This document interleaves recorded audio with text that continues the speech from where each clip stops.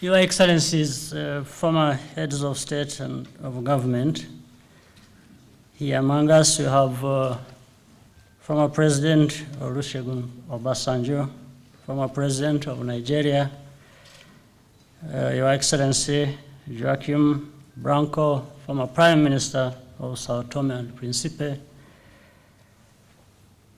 Mrs. Helen Clark, Administrator, United Nations Development Program, Dr. Donald Kaberuka, President of African Development Bank, distinguished senior leaders of our government, members of the diplomatic corps,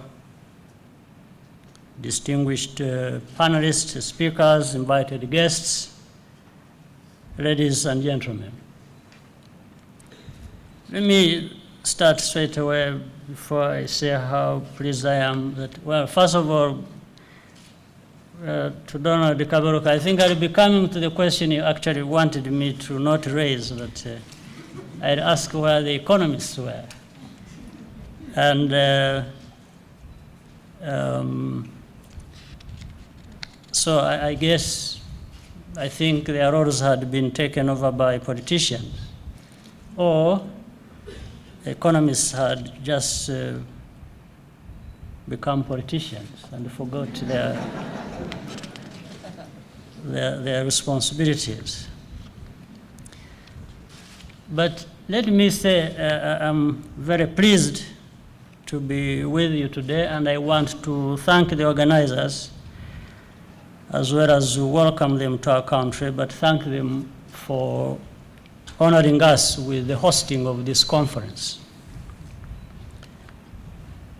And it is important that experts meet to examine how we can work together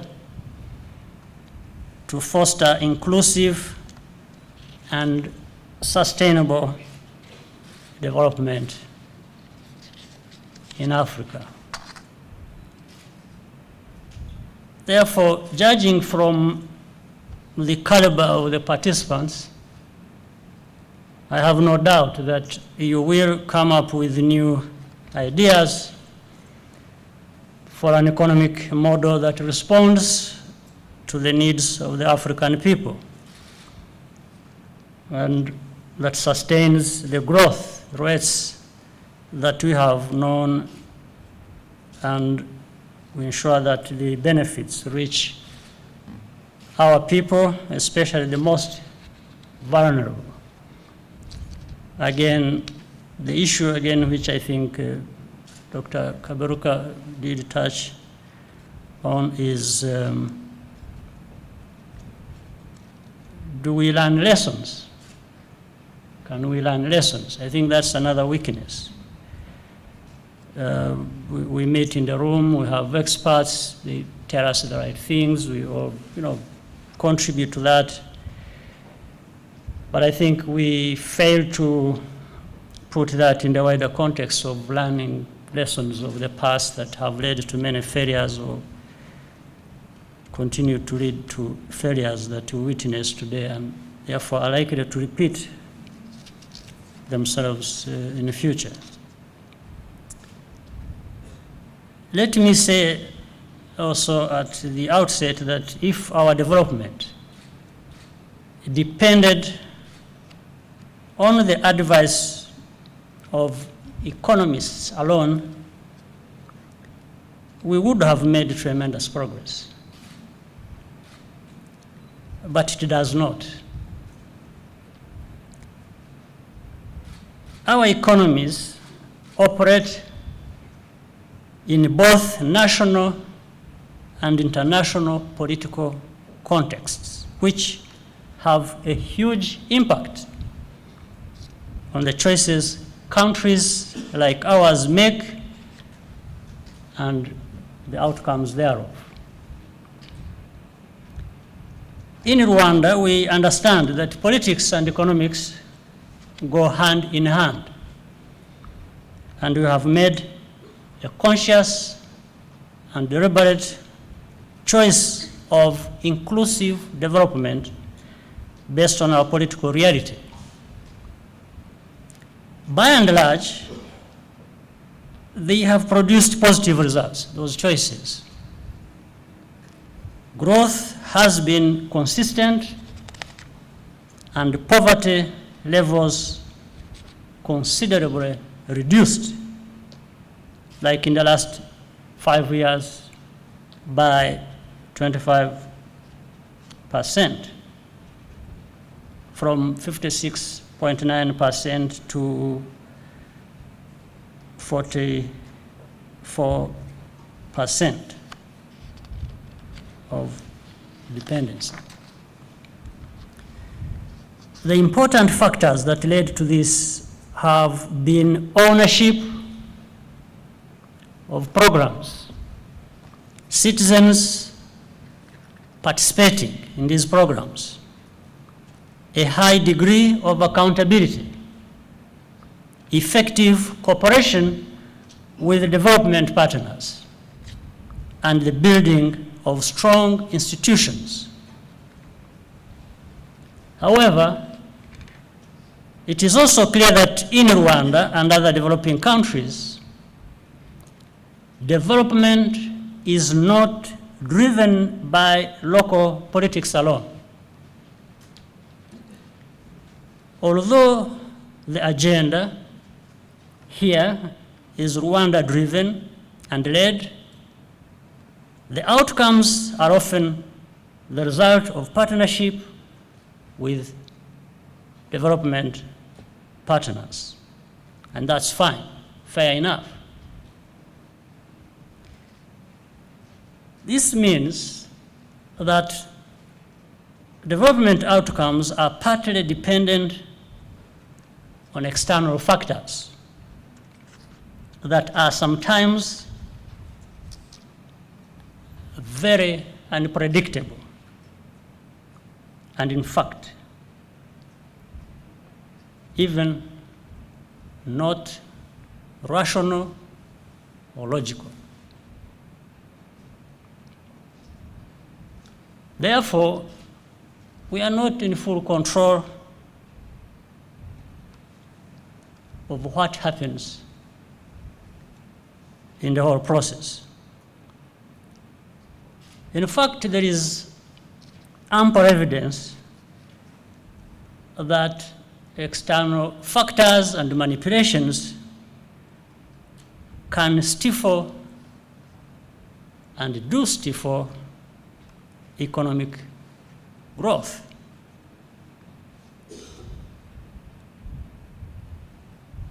And I do not want to believe that sometimes that is exactly what is intended. In the case of Rwanda, there has recently been a puzzling eagerness on the part of some of our partners to actually achieve a slowdown of our progress or growth.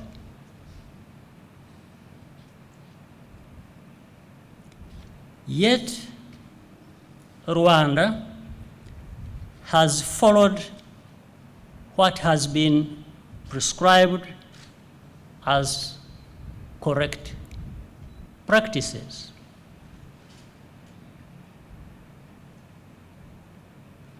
And all indications are that we have done mostly the right thing.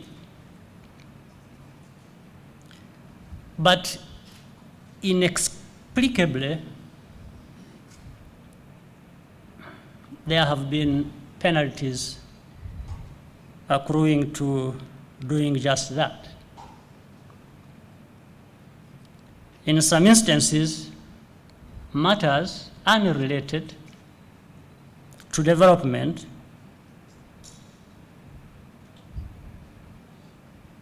and simply unreasonable have been introduced as conditions for development support. All these factors slow the economic growth of African countries. Now, for the good people, the experts and others gathered here in this room, I'm sure there will be brilliant ideas coming from you, especially originating from your areas of expertise. But I'm not sure we are going to come out here with recommendations of how to deal with this other part of the problem that is very important to address. How do we address, how do we deal with this very thin line dividing matters of what we know that we ought to do when it comes to dealing with economic policies and others, and the politics that many times push or hinder these economic policies. I would suggest maybe you help us come up with some of these ideas as well, if you can. And as I say this, it's probably a subject that has been there for people to think about and address for a long time. Let me pick from the crowd here, from the audience. As I mentioned earlier, there is former President Obasanjo and the Prime Minister. President Obasanjo knows very well when he was still in office. And by the way, President, I think you left us a little bit too early.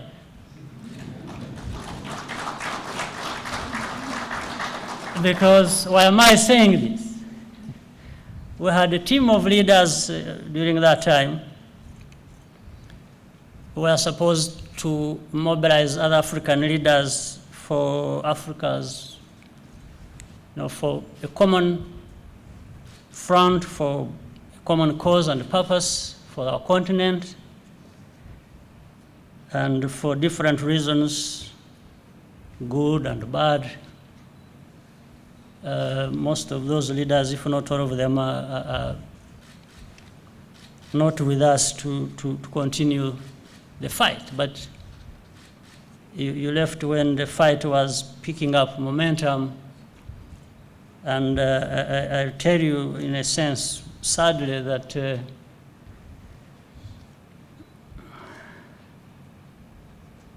Africa is lacking in terms of leaders to stand out and stand up against these challenges. Yet, the fight has to be fought.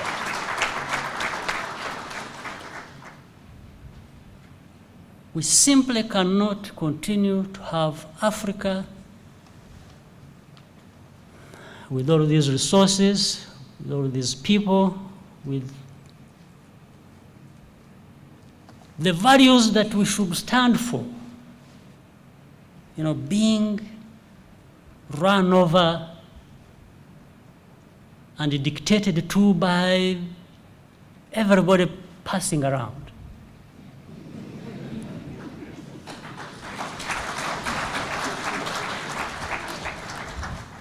It's very serious.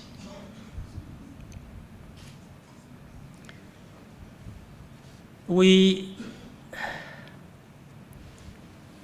have a case in this region. And you see,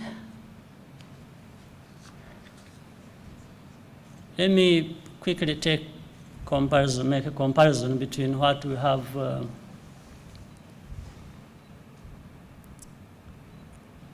in different places of our continent. Talk about West Africa. Mr. President, you know the case you have in Mali. Not so long ago, Mali, praised by the whole world, by these same people who ran over Africa, as the most stable, the most democratic, the most everything that we should all learn from. And then, before the last hymn of the praise song, Mali was nowhere to be seen. It had just been torn apart. Now everybody's saying, oh, let's go and help Mali, let's go and put Mali back together. But you were telling us that this was a place where all of us should be looking to as examples of stability of everything. Now, but people should have seen that coming. Those experts, whether economists or politicians, they should have seen that coming. These notions of democracy that are empty, that we are told every day, they end up like that. They come to Rwanda here. They don't even ask the people of Rwanda what their choices are, what they think works for them. They don't know anything about their history, about our culture, about our values, about our choices. And they say, no, this Rwanda, you know, oh, it's registering economic growth, this and that, but what?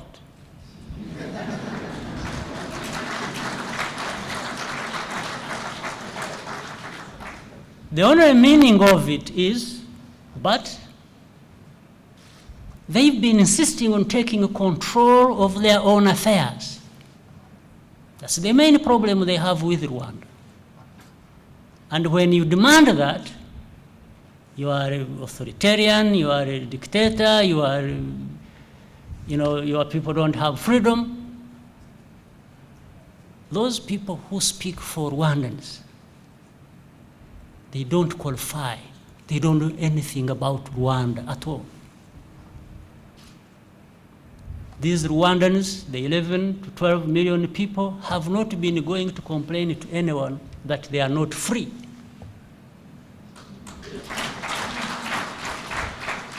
They have actually been telling these same people who distort the story that they are free.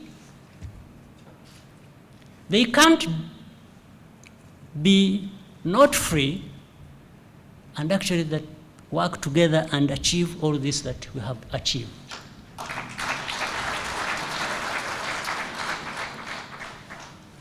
Rwanda cannot be undemocratic and yet invest in our people,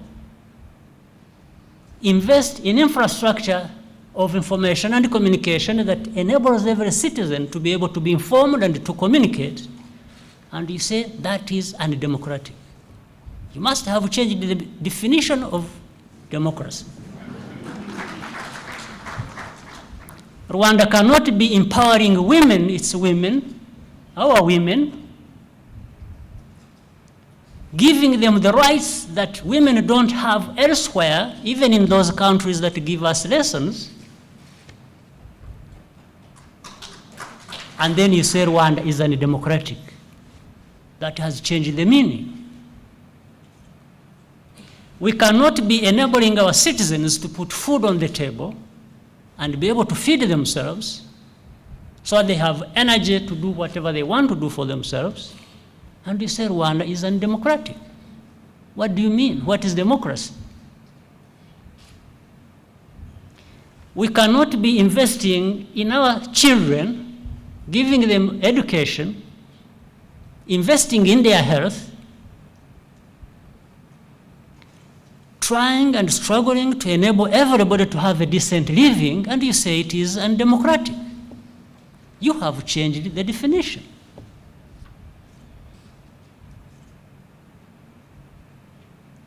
Who is this person who speaks for Rwandans? Who is this? I can't speak for them. I've been elected by them.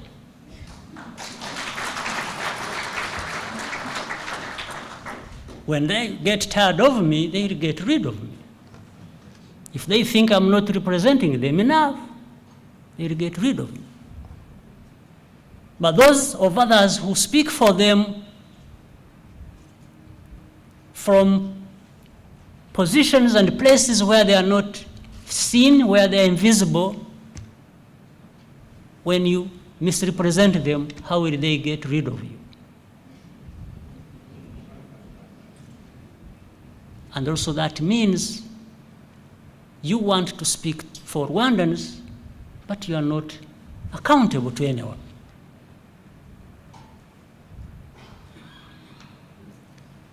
We have a situation here in our neighborhood, in the Congo. Let me give you some information. Maybe some of you are lacking, or I'll tell you what I think. This problem that has made so much noise, you've read in the media and heard about, and so on and so forth, is there for two reasons. What is happening there is happening for two reasons. One is the failure of governance and of people of Congo, and especially their leaders, to govern their country properly. Number two, which converges with that, is the failure of international community. And I elaborate their failure. The economists sitting here in this room are experts of different kind. I think it is common sense. It is just simple and basic way of reasoning that if you are investing in something or in dealing with a problem, first, you must fully understand the problem. Second, the resources you put in, I'm sure you would be interested in those resources and the magnitude of those resources being commensurate to the outcomes that you wanted out of that. But you pump in a place billions every year. That operation there costs, I'm told, something about or over 1.5 billion every year, and has been happening for the last over 10 years. So how many billions are those? Somebody putting in those resources must be turning around and asking themselves and say, what are we getting out of this? What is the value for our money? Isn't that what you experts should be telling us? So what is the value for that money? The value of that money should have been the resolution of that problem. Now, for these two failures, of course, the international community is too big to take responsibility for its failures. So, it must look for somebody else to carry the responsibility. And that's how it has come to be Rwanda. Rwanda has become the problem, the cause of those problems of Congo. That's how it is presented, And that's how people have come to go along with those ideas, and then they tell you, oh, so now it comes back to the relevance of this meeting. Since Rwanda is a problem and the cause of what is happening in the Congo, then you know what? Let's suspend development aid we are giving to Rwanda.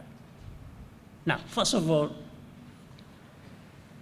I don't understand the rationale of it, because I don't mind if you are doing that, hoping that you are actually getting a solution to the other problem. But the only outcome is that you continue to have a worsening problem in the Congo, and you add a new problem you didn't have, you would have created for Rwanda. So you end up with two problems instead of one. That is the only thing. Second, if anybody ever thought that you would use that tactic, first, make Rwanda guilty, unreasonably, and then turn it around, blame everything on Rwanda, and then use it as a solution, it won't work. I want to assure you one thing. This Rwanda that I know so much about, that I'm so much part of, this new Rwanda, it does not respond well to blackmail.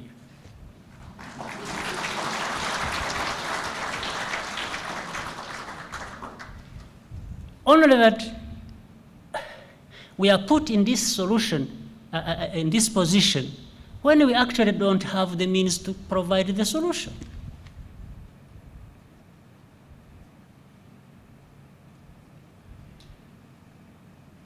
We are not the ones holding, I don't know who does, the magic wand for Congo's problems. Congo's problems that are older than me.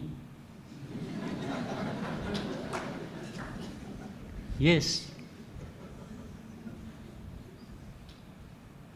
When I was born, and I'm sure, again, I'm happy to have President Obasanjo here. He dealt with the Congo as early as the 1960s, early 60s. He was there. In 1960, I was only 3 years old. So now, how do these problems of Congo, so complex as they are, how can I be held responsible for that? Honestly. Now, another thing which, again, comes from this international community being too big to take blame, we have a whole population living, a big population living in the Congo. They call them Rwandophones. These are Congolese of Rwandese origin, whom leaders of different kinds, when they come, they will use that problem as they want, depending on what they want to achieve. One day they want to accept, to admit that these are Congolese. Another time, they want to say, no, these are not Congolese, these are Rwandese.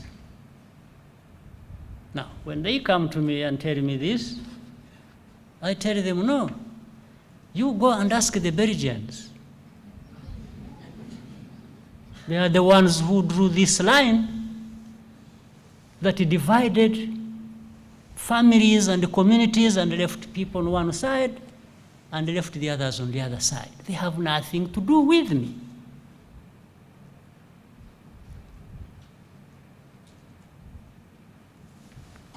So, how can we have people who make these decisions, vital decisions that affect all of us, doing things this way?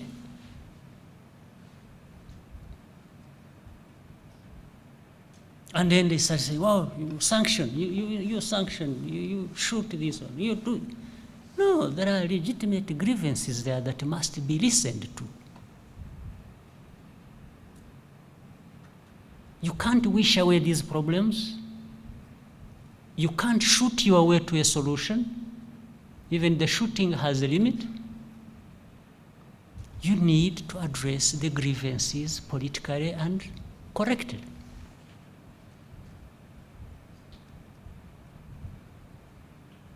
So this whole thing I'm talking about, I'm raising it at this moment because here we are innocently dealing with issues of economics and exercising our brilliant minds, and yes, they are good ideas. But where do you implement them? And how? What is the context? These brilliant ideas you bring to the table will be affected in the process of implementation by this context that is so convoluted, by politics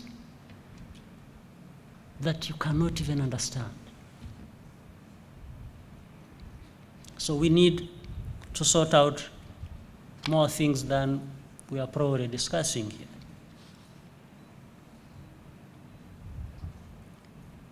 But, so let me go back to my speech.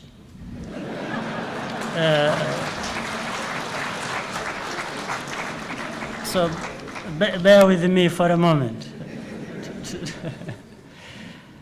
In spite of this, the African continent that we all love so much has registered a decade of economic growth, and there is optimism that the prospects are even better in the coming years, if only we addressed some of the issues I talked about. According to the African Economic Outlook 2012, economic growth across the African continent, I'm sure this has been well mentioned by those who know better than me earlier, is expected to rebound from 2.4% in 2011 and accelerate to 4.5% in 2012 and 4.8% in 2013. Some countries have even done better than these statistics have depicted. And because some countries from other continents show signs of economic stagnation, commentators have been inclined to think that this is Africa's time. Maybe it is, and we should make it so. But if we must maintain the momentum, there are some things that have to be corrected.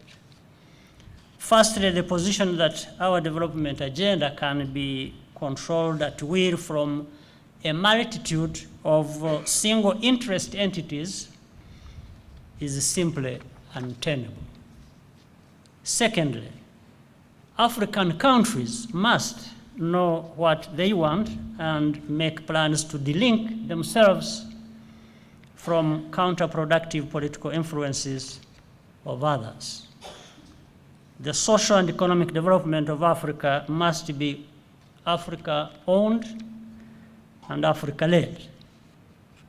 Leaders in particular have to reshape political and economic thinking in order to address the development aspirations of our people and also to better cope with the external factors. Thirdly, private sector-led growth is most sustainable, and in order to attract investment, create jobs, and more wealth, our countries must increase access to finance, to entrepreneurs and innovators. Distinguished audience, the acceleration of Africa's growth over the last 10 years reflects fundamental improvements in political stability and governance and an enabling macroeconomic landscape, as well as improved business environment. Other key factors to economic growth include harnessing our natural resources and changing demographics, a young, healthy, and skilled population, increasing urbanization, as well as availability of modern technology. It is widely believed that Africa's challenge in the next decade is to ensure that economic growth translates into more stable wage-paying jobs that are essential for fast poverty reduction and continued expansion of the middle class. Boosting employment requires targeted strategies implemented by governments and business leaders to spur growth in sectors with the greatest potential for job creation. Indeed, some sectors such as oil, mining, and gas make crucial contribution to Africa's GDP and export revenues, but employ less than 1% of the workforce. However, manufacturing, retail, and hospitality, transport, and communication are the most promising job creators. We should therefore focus on removing barriers to growth along specific industry value chains and put in place the right infrastructure, a conducive business environment, and workforce skills needed for the targeted industries to thrive. As we streamline the economic policy framework, new African growth strategies must be mindful of the global economic uncertainty and that our economies are most vulnerable to associated political shocks. We must remain aware that because of these global economic and political trends, official development assistance may be scarce and its efficiency regressive. The case for doing our best in the process to wean ourselves off this dependence on aid is strong enough, and this reality should spur us into fast-tracking appropriate plans towards this end. Altogether, we have the responsibility to redefine Africa's story into a successful one, a continent of hope, prosperity, and dignity. This is what our people deserve. I thank you for associating us, and also take this opportunity to welcome you once again and have this conference opened. Thank you very much.